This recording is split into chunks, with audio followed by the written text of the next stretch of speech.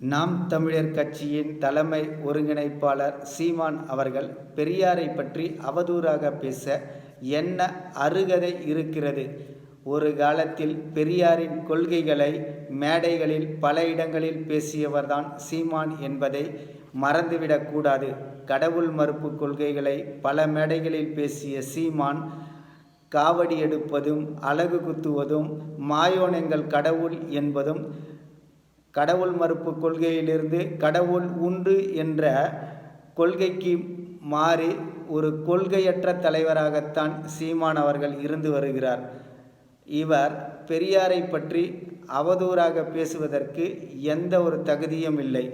கடவுள் மறுப்பு கொள்கையில் ஆணித்தரமாக நின்று மக்கள் அறிவை வளர்த்து கொண்டு அறிவின் மூலம்தான் அவர்கள் உரிமையை நிலைநாட்ட முடியும் என்று மக்களை சிந்திக்க வைத்தவர் பெரியார் என்பதை மறந்துவிடக்கூடாது.